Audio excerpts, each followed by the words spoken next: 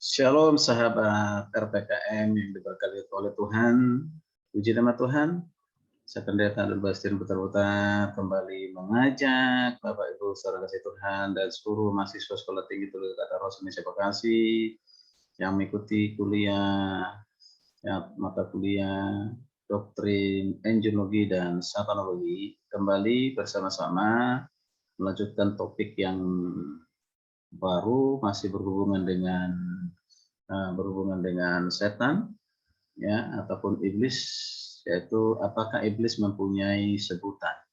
Apakah iblis mempunyai sebutan? Sebutan di sini maksudnya nama-nama ya, nama-nama yang ada pada iblis ya. Apakah ada sebutannya? Nah, tentu ada. Mari kita perhatikan bersama-sama sebutan untuk iblis ataupun Satan dalam Alkitab. Nah, itu sangat banyak ya. Ya, sangat banyak. Mari kita perhatikan bersama-sama dan setiap sebutan itu tentu ada maknanya ya.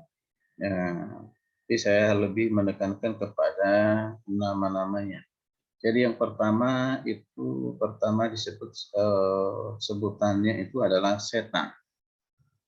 Setan ini yang diterjemahkan dari kata iblis dalam bahasa Indonesia berarti musuh, ya musuh, ataupun bisa juga dikatakan lawan atau seteru, ya seteru.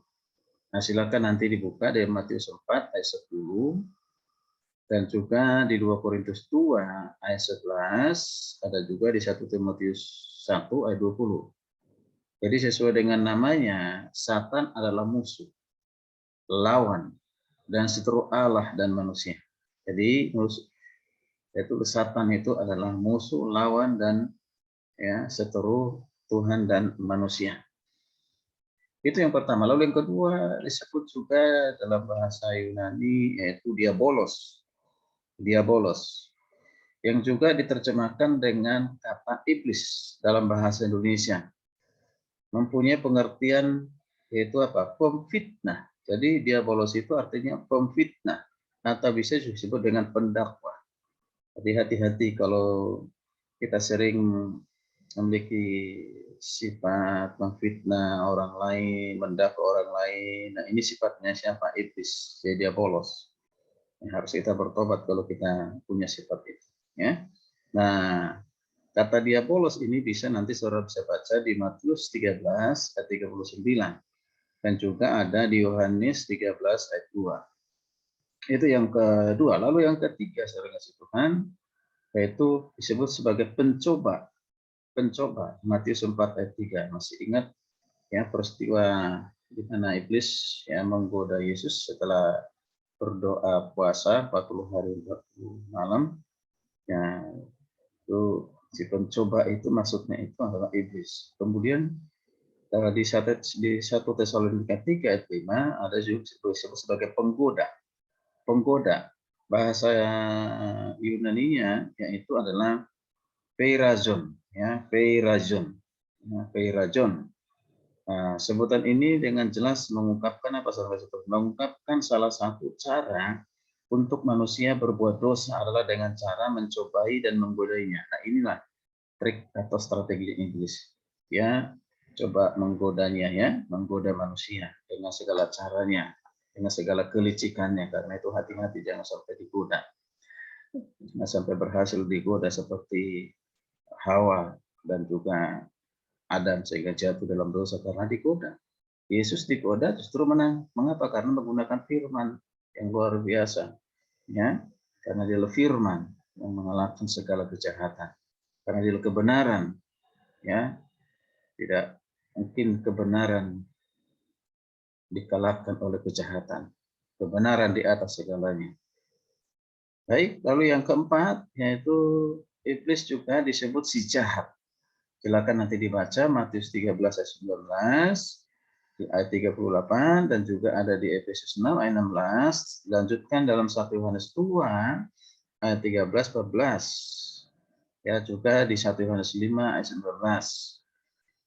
Iblis si jahat ini saya katakan segala sumber kejahatan berasal dari mana? Berasal dari iblis. Jadi Kalau ada kejahatan itu berasal dari iblis. Ini yang keempat. Lalu yang kelima, nah ini disebut dengan Beelzebul, ya Beelzebul. Matius 10 ayat 25, ya. Dan juga ada di Matius 12 ayat 24-27. Apa itu artinya Beelzebul? Yang berarti tuan rumah, yang tuan rumah, atau disebut dengan Lord of the House. Nah, itu ya. Lord di sini bukan menunjuk kepada Tuhan, ya, ya Tuan. Nama ini mungkin menunjukkan apa? Iblis sebagai penguasa dunia. Iblis sebagai penguasa dunia atau penguasa kegelapan. Ya, penguasa kegelapan.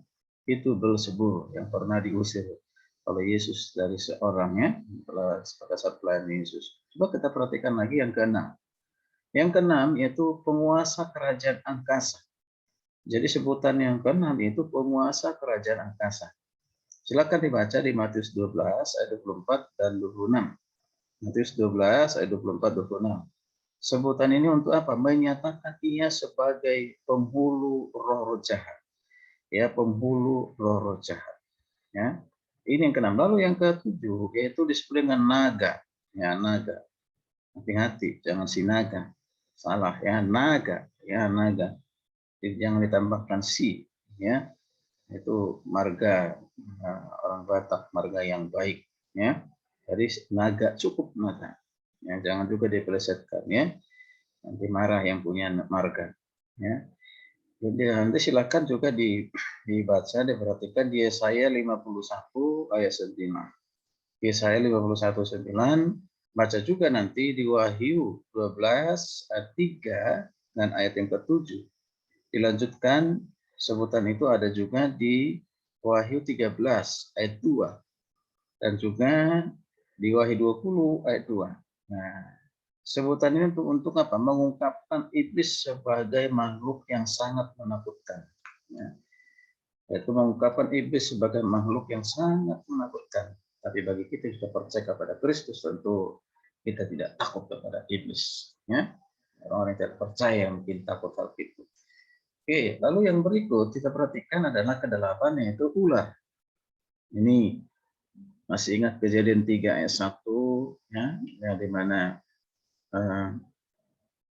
Hawa digoda ya. Nah, jadi bukan ularnya yang iblis, tetapi itu adalah tipologi ataupun gambaran ya dari iblis, cara iblisnya.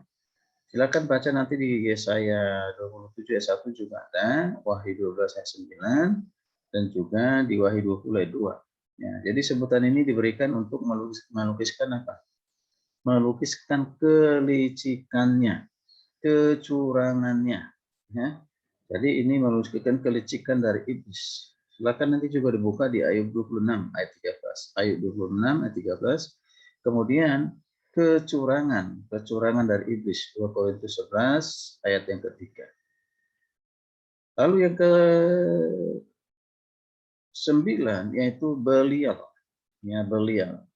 Ya, Belial. Nah, ini yang berarti apa? Ya, tidak berharga. Nah, silakan baca nanti 2 Korintus 6 ayat 15. Dikatakan artinya adalah Belial itu tidak berharga.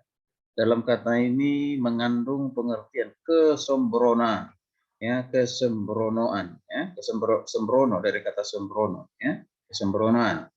Nah, dan pelanggaran hukum, ya, pelanggaran hukum.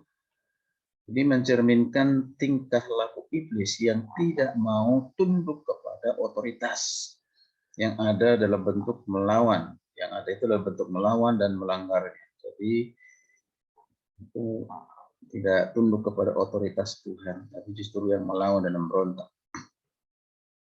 Jadi kalau kita perhatikan, Tuhan mengatakan kepada Adam, bila makan buah pengetahuan baik dan jahat, ia pasti mati.